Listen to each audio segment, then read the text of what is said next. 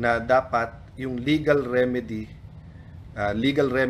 are available to everyone, and yung due process is available and guaranteed to everyone. Pero hindi ba yung human rights due process? So let me stop there. In the first part, ang sinasabi ko, naiintindihan ko that there's always two sides to an argument. And when you go to court, kung ano man korte yon, quasi-judicial, when you go to a fiscal, when you go to an international court, precisely nga kasi hindi kayo magkasundo. So hindi ko tinatanggal sa human rights activists na meron silang pinaglalaban. Sa part 1, ito yung part 2. Yung isasakay siya sa airplano na may petition siya sa Supreme Court at walang Philippine court na nagsasabing dapat siyang i-extradite or i-surrender sa Hague. Anong nangyari? Anong nangyari sa inyong mga human rights advocates? No? Hindi ko nilalahat kayo sa Ateneo Human Rights, alam niyong mahal ko kayo. Part ako niyan. Sa Supreme Court, marami tayong pinaglaban. Pero tama ba yon? Sasakay na lang siya sa airplano tapos dadalhin doon. May petition siya sa Supreme Court. Walang korte, ni isang korte sa Pilipinas na verify muna yung warrant of arrest na yan. Hindi ba nangyari na sa atin dati yan na may extradition from the US at nilitigate pa dito? So, yung pong sinasabi ko kanina na pray for the country, we're in a crossroad, pray for the PNP, pray for our courts, pero may pinaka-minimum. Ang pinaka-minimum is due process and letting everyone avail of the legal remedies. Hindi pwedeng may korte sa ibang bansa, huhulihin mo tapos isasakay mo na lang sa aeroplano. So, eto po tanong ko sa inyo. Paano kung sitting Supreme Court Chief Justice, sitting Speaker, sitting Senate President, sitting Cabinet Member, sitting President ng ating bansa, may isang international court na naglabas, yung PNP, huhulihin nyo na lang, sasakay nyo na lang sa aeroplano, aalis na sa ating bansa? Diba? So, yung President, napaka-importante.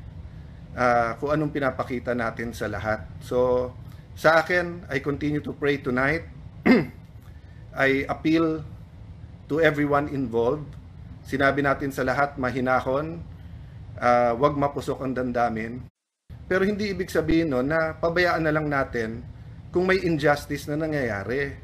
So, yun ang challenge ko ngayon sa mga human rights advocates. Hindi ba nung nasa DFA ako, kahit we disagree, pinaglalaban ko na makapagsalita kayo sa mga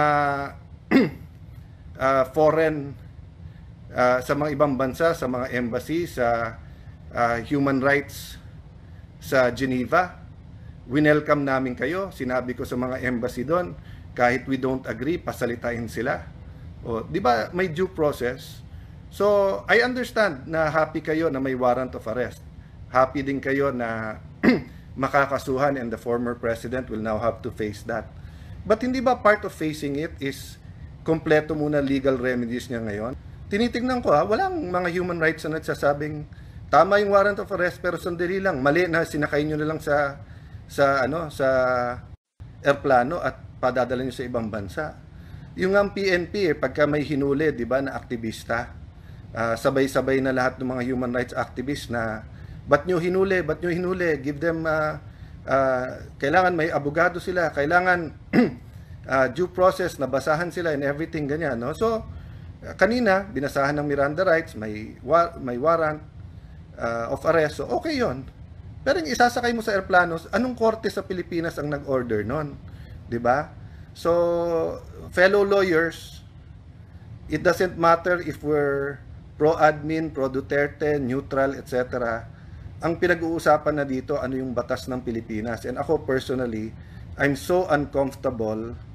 I'm much more than that, but I'm just trying to maintain my cool na pwede talagang a foreign court will order tapos arestuhin mo dito. Sige, sabihin mo pwede yon, but hindi ka pwedeng pumunta ng korte at hindi pwedeng i-sort out muna ng korte yon. Bigla mo na lang isasakay sa airplano. No wonder si Kitty, sabi niya, this is the plane na kinidnap yung yung tatay ko, di ba? Pag sinabi mong kidnap, I'm not talking about the legal term, yung colloquial term, no? Yung ordinary meaning ng Pilipino. Kapag ka may legal authority ka na kunin yung isang tao, hindi kidnapping yon, di ba? So, maa-argue na kailangan arestuhin kasi nga, yun ang interpretasyon ng gobyerno natin ngayon, tapos whether sa krame or kung saan man siya i-detain, di ba?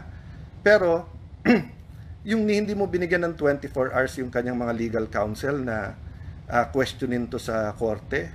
So, no wonder yung bata, kidnapping ang tawag. And I think many Filipinos will interpret it that way, no? So, hindi ako pwedeng hindi magsalita kasi parati namin sinasabi sa aming show, Cayetano in Action with Boy Abunda, na yung tama, tama. Yun din ang turo ng tatay ko, yung tama, tama. Yun din ang nasa Biblia, kung anong tama ay tama. So I don't feel that I have to speak on all legal issues, and I really try to be supportive of each and every administration because I know mahirap maging nasa administrasyon, di ba? But, at saka napakahirap po i-defend yung hindi natin kasundo, hindi natin kabate, yung, lalo kung parati ka inaalas ka and everything. But ano ba yung bare minimum, di ba? Yung bare minimum is yung karapatan nung kalaban mo respetuhin at may karapatan siyang tumakbo sa korte. So I'll end there, but I hope no na may nakikinig pa tayong lahat. But there are times that we just have to stand up for what's right. And we have to echo that para malinaw sa lahat. So, kailangan malinaw sa DOJ, sa PNP, sa militar. Kailangan malinaw po sa practicing lawyers, malinaw sa mga businessmen, malinaw sa mga anak natin, kahit 7-year-old yan, grade 1, grade 5. Na sa Pilipinas, pagka may nag-accuse sa'yo, you can go to court. Pagka hindi malinaw, katulad ngayon, there's so much confusion, you have a court, you have a system that's working, that you can go to and you can run to, and you give them reasonable time. Di naman namin sinasabi na 15 days, 30 days, 2 months, hindi nag-action yung korte.